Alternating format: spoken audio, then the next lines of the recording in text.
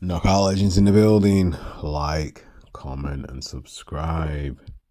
So today I want to talk about the Canelo Alvarez Undisputed World Super Middleweight title bout that was on the 30th of September 2023 at T-Mobile Arena, Las Vegas versus Charlo, who is undisputed super welterweight champion, and basically he went up 2 weight categories to fight. So Canelo was 58 and 2 losses and 2 draws. And Charlo is 35 wins and 1 loss and 1 draw. So this is a post-fight review. It's just commentary, and there is no live footage. So from the first round, what I gleaned was, even though they're both the same weight, Charlo looked noticeably out of shape and looked fat. Now, I'm not saying he looked really fat, but he had a lot of weight on him. I don't know if it was water weight, but he didn't look like how he normally does. He looks lean. So he didn't look right anyway. That's in my honest opinion. So from the first round, both fighters are just having a look at each other, and Charlo took the center of the ring, and they're looking to gain ground, gain footage and whatnot. But anyway, he throws the first meaningful shots, Charlo, and it's a jab, double jab. But anyway, Canelo comes back near the end of the round as there's not really much action, and then you get a glimpse of basically how the fight's going to progress from there. So what ends up happening is Canelo throws his trademark jab, then leads in with a left hook, and then proceeds to throw a right hook to the body, and then try and throw a right hook to the head. Then Charlo catches him on his gloves. The round ends, then you kind of get a sense of what's going to happen, because once Charlo felt the power, you can tell he didn't really want to take any of those shots flush. So already you can see from the first round how the fight's going to kind of play out, because the size does actually matter. And even though Charlo's taller, he's not the bigger man.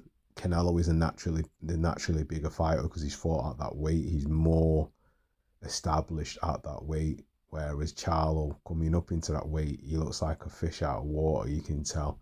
So the second round, the action kind of increases, and Canelo starts to tee off and starts to cut off the ring and basically follow Charlo around and bully him, and then basically looks for lead hooks and then throws overhand right.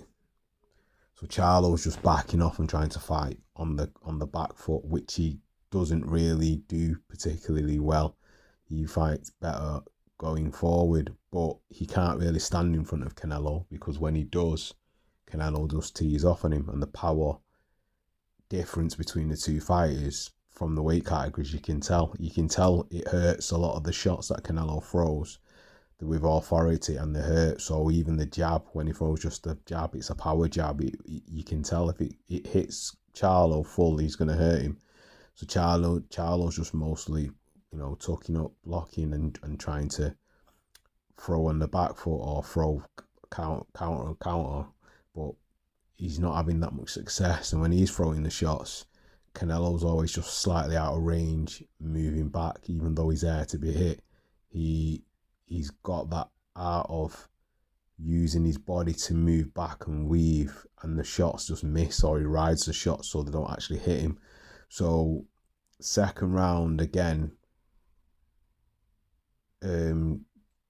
Canelo's actually having a little bit more success near the end of the round, and Charlo's throwing, but he's not really making any contact. So the third round, the action picks up and Canelo starts to tee off and cut off the ring. And he just follows Charlo around, and just you can tell the presence of the power and this aura and the menace, what he wants to do. It has Charlo on the back foot. So Charlo's basically just moving side to side, trying to move, but you can tell he's not a back foot fighter. It doesn't suit him. He's struggling because he ends up getting caught at the ropes, and then Canelo's just teeing off with, you know, lead left hooks and then throwing right hooks to the body and then throwing overhand rights. So Charlo's just having to just basically ride out the storm, and then when he can hold, and then obviously the referee will break them up, and then the action commences again, and just Canelo's just stalking him. Already you can see the difference in the two fighters. It's just kind of like, I wouldn't say man versus boy, but he's not holding his own. The weight is a big difference, and even though he's the same weight as him, he's not comfortable at that weight. He doesn't have as much pop as Canelo does at that weight. So to me, watching the fight, it looks like a mismatch. It looks like a bad mismatch in the sense that you've got a guy that's established at one weight and another guy coming up. He's not had no like warm-up fights or anything, or even like an in-between fight going up in a weight category before that to see if his weight will translate up going up and if he's got the power. So to just jump up 2 weight categories, to me, it doesn't actually make sense. With Canelo's already done that before, so that's Canelo. He's basically the anomaly because he's done that, and obviously he's had success and he's also had failure. So in that sense, you know, he can get away with it, whereas Charlo can't. He's too small. Maybe his brother should have been fighting Canelo because he's only a weight category below, but obviously down to whatever issues he's got, you know, he's not mentally ready to do that. So that's probably why Jamel stepped up. But credit to Jamel, he's doing the best he can. But same with the 5th round, 6th round, he's having a little bit of success, but he's just getting bullied. He's getting bullied. This is just normal vintage Canelo, throwing shots with authority and power and throwing the odd jab here and there to line up his hooks, and it's just like hooks to the flipping body, then hooks to the head, lead left hook, and then obviously the right overhand right, and then if that's not getting any success, it's the rights to the body, where Charlo's just tucking up and taking the shots.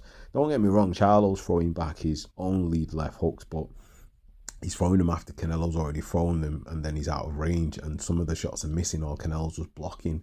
So coming into the 7th round, Charlo's having a little bit more success, and he's throwing jabs and throwing hooks and getting a few shots off. So, but anyway, Canelo's come back with a decent combination, and basically throws the double jab with a throwaway jab at the end of the second jab, and then he throws on a beautiful overhand right, and it connects right on Charlo's chin.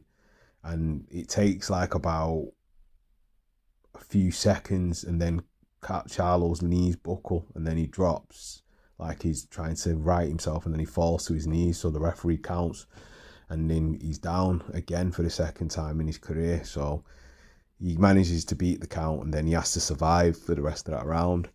So Canelo's chasing him round and looking to finish it, but he's crafty and good veteran and good professional that Charlo is. He's managed to hold, spoil, and just see out the round.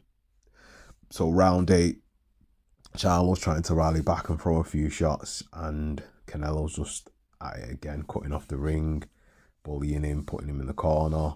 I think he gets in trouble off the referee for throwing and gets told off. So Harvey Dock's not having that. But you can see the difference in strength, even though Charlo's taller, it doesn't make any difference. The actual physical attributes of strength and weight and power, they're different. It's like, to me, the way the fight's going, it's like a heavyweight fighting. I wouldn't even say a middleweight, I'd say a welterweight. The big difference, and it's not even in just like stature and physical size. You can see the power and strength difference between the two fighters, even though they're the same weight, and Jamal's taller.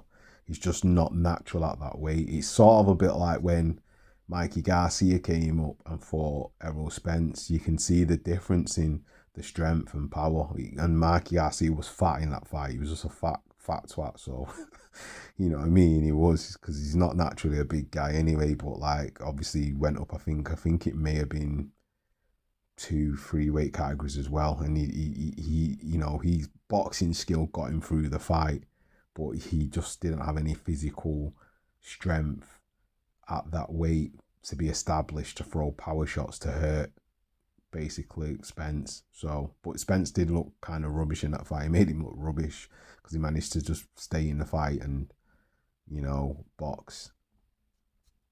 But anyway, 8th round, Canelo starts to step on the gas a bit more, throwing more shots with authority, trying to hurt. Same in the 9th, he tries to go for more combinations, more of those lead hooks and more of the right hooks to the body and the head, and has a bit of success. Charlo tries to rally back near to the end of the 9th round, and then again Canelo takes over in the 10th round.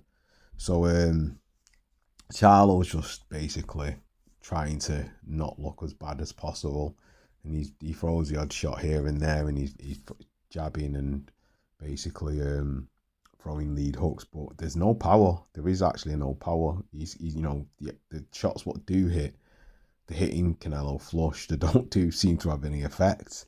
You know what I mean? I don't know if Canelo's back on the old beef. But anyway, I don't know if they had VAR testing for this fight, but anyway, none of the shots are hurting him. 11th, he's just controlling the fight. So coming into the 12th, Charlo's trying to go for it and throw more shots and trying to, you know, be more competitive, and he's having success, but nothing seems to be phasing Canelo, and he's throwing back his shots, signature double jab and then overhand right, and then obviously lead hooks to the body, and then overhand hooks to the head on the right hooks to the head. So the fight ends, both men embrace, and then it goes to the scorecards, and Canelo wins on unanimous decision. So my observation of the fight kind of already summed up what I already thought initially about the fight. It was a kind of cherry pick, and it was the good old tested formula of black versus brown. So that would sell the fights. So, because that's the formula what PBC like to use, because that's what makes money. To do it with Gervonta Tank Davis, so to do it with Canelo and to do it with Charlo, you know, it makes sense. The only difference is that because of the weight categories, if you've paid money for this fight, it's kind of like leaves a bad taste in your mouth, because it's a bit of a rip-off really, because you kind of already know who's going to win the fight before the results actually been read out, because it just seems like a cash grab, and it seems like a pretty blatant one, because I don't even think Charlo actually had any chance to win this fight, even though he said all the right things and his body language was positive and his attitude was, and this, that. But to come up almost from two weight divisions below and to go and to put on a stone of weight and try to be proficient at that weight, it's impossible. It was just impossible. It's a bridge too far. The strength didn't, the power didn't correlate into that weight category, and he had no pop. And to be honest, he looks slow, considering he's supposed to be the lighter guy. The extra weight on him slowed him down, so he just was an easy target for Canelo to hit, and he was easy for Canelo to bully and just tee off when he wanted to and stalk him. And the menace of obviously of Canelo and the strength that he's got and the power at that side he's got, that just goes to show, if you're not that actual natural weight that you fight at, you have no business being in there fighting with him, because it just looked like a man versus boy. And I'm not dissing Charlo because he is a good fighter and he's tough, but he's only tough at his own weight category. Maybe if he went up a weight category above that, fair enough. But 2 was a jump too far, you know. And it's kind of the same when Canelo fought Bivol. You can see the difference in the weight category. Bivol was just too big, and obviously even though Bivol is a taller fighter, he's naturally a bigger guy, so it translates the same way. Canelo was just getting bullied, and obviously he was riding the shots and trying to dodge shots and that, but he was getting peppered on the ropes. So he couldn't go anywhere. So even when he did ride the shots and blocks, the power was there. You could see the difference. That's why he got beat so easily. And to be honest, I don't blame him that he's not gone back for the rematch. Whatever reason he's give that, you know, the deadline couldn't get made or he was injured or whatever and whatnot, and then Bivol's moved on. Whatever excuse you want to give, the guy's too big. Sometimes when people are just too big, there's nothing you can do, even if you are a good fighter. And normally the saying is, a good little man can beat a decent big man. But when the big man's really good and he's really powerful, I don't think the little man has a chance. So it's impossible. It was just a task too far. You know, I don't think it correlated well. But anyway, decent bout, decent super middleweight fight, and not something I'd like to see again. I'm not saying it was boring, but you kind of knew the result after probably the second round, what was going to happen. It just didn't translate well into boxing. You kind of felt if you spent money on the fight, like you've basically been hard done by. The only good thing about Charlo's performance is he didn't actually go out on his back, and he managed to see out the 12 rounds.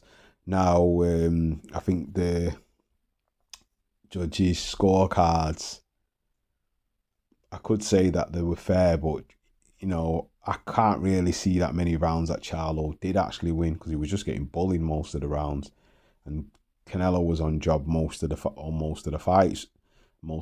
So maybe what he said about injuries and stuff like that and fighting, maybe it was true because he looked like kind of Canelo of old. He's kind of turned back the clock, but I don't know if it's a case of he looked good against somebody that may have been overwhelmed and overpowered and basically not the right weight, or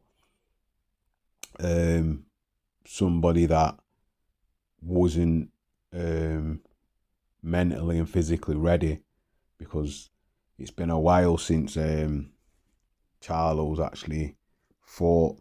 So there's that aspect as well. So that plays into the fight. But anyway, what are your thoughts on the fight? Did you think it was a good fight? Do you think it was vintage Canelo? Do you think Charlo was overwhelmed? Leave your thoughts in the comments section. Like, comment and subscribe. And that is another one from Knockout Legends. Peace.